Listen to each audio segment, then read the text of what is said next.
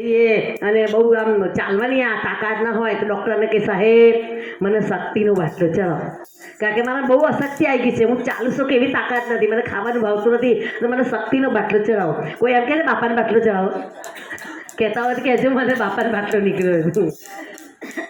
એવા શક્તિમાને અહીંયા એમના કુળદેવી શક્તિમાં છે, તો શક્તિમાને હૃદયના ભાવથી પ્રાર્થના કે મા ભગવતી દર વખતે અમે બહુચરમાના આનંદનગર તમને પહેલાં યાદ કરી છે અને હૃદયના ભાવથી યાદ કરી છે, તો બધા ભક્તોના ઘેર લીલા લહેર થાય ને આનંદ મંગલ થાય એવી તારી કૃપા રાખજે, એવી શક્તિમાને પણ પ્રાર્થના. જ્યારે અહીંયા ભગવાન હિંડોળો ઝૂલે ને ત્યારે સર્વદેવો હાજર હોય, બરાબર, આપણે એમને નથી જોતા, એ આપણને જોઈ રહેશે. એવા સર્વદેવોને પણ આપણે નમસ્કાર કરીશું અને આજના 8મા દિવસના હિંડોળાની અંદર આપણે લાલાના ગુણગાન, જે ગવડાવી લાલાના ગુણગાન કહીશું. પણ રે આ શબ્દ ઉચ્ચારણમાં સરસ્વતી અને મતી આપજો માન, ભૂલ્યા અક્ષર બતાવજો અને ગુણલા ગાવડીન રાત. પણ તો ગુણલા તારા ગાતા રહીએ અને આવે નહીં અભિમાન, આ તારી મૂકેલી ટેપ ચાલે અને બાકી તો ખાલી લાલાને પ્રાર્થના કરતા અહીંયા પ્રવીણાબા, એમના દીકરાની વહુ, એમના સાસુ, તમે જો સાસુ વહુ અને એમની વહુ, જો પરિવાર ભગવાનની કૃપાથી જો પેલી વહુ કે માસી વહેલા ચાલુ કરજો, અમે આવી જઈશું, આવી જજો, આવી આવો ગણપતિ દાદા આવી ગયા. તો એવા લાલાને પ્રાર્થના કરતા શું કહીશું? હિંડોળો જગમગ જગમગ થાય, હિંડોળો જગમગ જગમગ થાય, હિંડોળો જગમગ જગમગ થાય, હિંડોળો જગમગ જગમગ થાય. ગોપીઓ દર્શન કરવા જાય, ગોપીઓ દર્શન કરવા જાય, ગોપીઓ